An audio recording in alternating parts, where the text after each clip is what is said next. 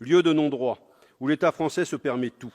L'île comorienne de Mayotte continue de souffrir de la politique coloniale illégale de la France, colonisation pour laquelle elle a été condamnée plus de 20 fois par l'ONU. Nous pouvons toujours donner des leçons aux autres pays du monde, mais tant que nous n'aurons pas résolu la question de l'appartenance de Mayotte aux Comores, la France sera ridicule. Parce qu'il faut tout de même rappeler les faits. Colonisés par la France à la fin du XIXe siècle, les Comores n'ont pu voter pour leur autodétermination qu'en 1974. Et ce sont 94% des Comoriens qui se sont dits favorables à l'indépendance. Sauf l'île de Mayotte, qui s'est prononcée en majorité pour son rattachement à la France. C'est vrai. Mais la petite île n'a pu infléchir le résultat. Les Mahorais ne représentent que 8% du corps électoral comorien. La démocratie, lorsqu'elle ne valide pas les plans des gouvernants, peut devenir optionnelle. On a d'autres exemples ici. Et Paris, pour satisfaire son besoin de garder un point d'appui sur cet archipel, a pris les résultats du scrutin île par île, découpant ainsi fictivement et unilatéralement ce territoire. 3 des 4 îles des Comores sont devenues indépendantes et Mayotte a été rattachée à la France.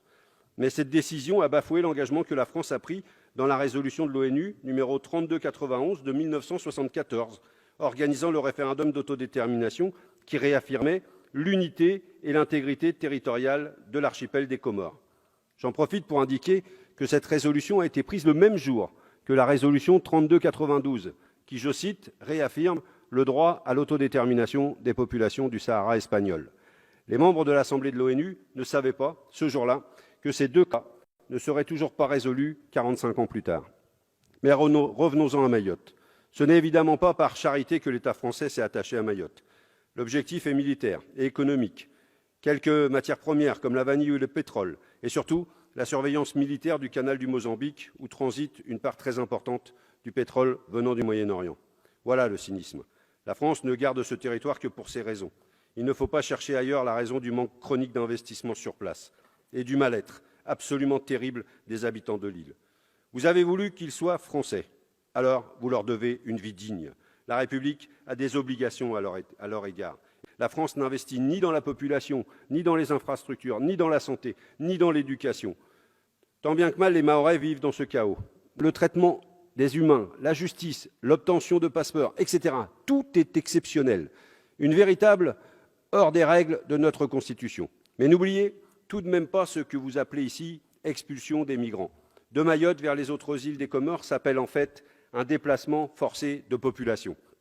Mayotte étant comorienne au regard du droit international, et personne n'ignore ici que la déportation de population est passible de crimes contre l'humanité.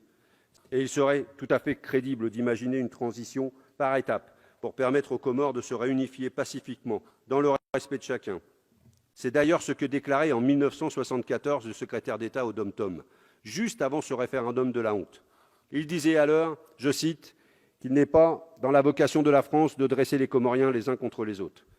Il ajoutait, l'avenir des Mahorais serait mieux assuré au sein d'un État comorien ami de la France et disposé par là même à garantir à chacun les libertés qu'il souhaite et auxquelles, en effet, il a le droit.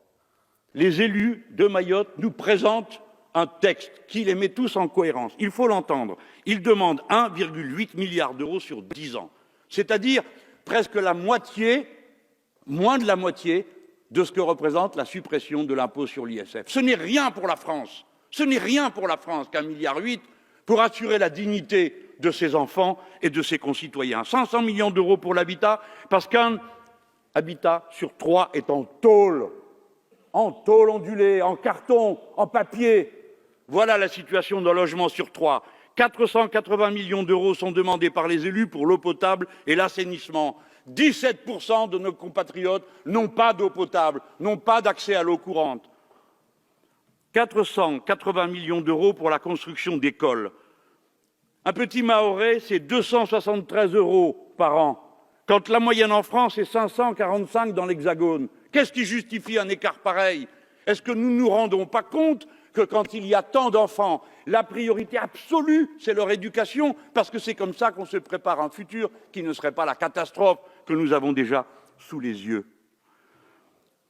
238 millions d'euros pour les routes et les transports. Et puis on pourrait continuer. Pourquoi l'alimentation là-bas coûte 19% plus cher que dans l'Hexagone? Pourquoi les mobiles coûtent 26% plus cher? Pourquoi l'aide médicale d'État, alors qu'il y a un tel niveau d'immigration, ne s'applique pas au territoire? Pourquoi le Code du travail ne s'est-il pas appliqué avant janvier dernier? Voilà les questions qui se posent à nous tous. Ce n'est pas la spécialité de l'un ou de l'autre, mais ce sont les questions qu'il faut maintenant traiter à bras-le-corps. Mayotte est la région la plus pauvre d'Europe. M'entendez-vous, mes collègues? C'est une information, quand on la reçoit, qui est blessante pour l'idée qu'on se fait de notre pays. Eh bien, Mayotte, département français, est la région la plus pauvre d'Europe. J'entends dire que la question serait que la départementalisation n'aurait pas donné les résultats qu'on veut. Ne touchez pas au statut, ce n'est pas le moment. Tout ce qui donne l'impression que la France va être moins la France là-bas est très mal reçu par toutes les populations. À nos compatriotes à qui nous disons que nous leur présentons des excuses pour tout ce que nous n'avons pas su faire à temps, jusqu'au point où ils sont rendus à présent.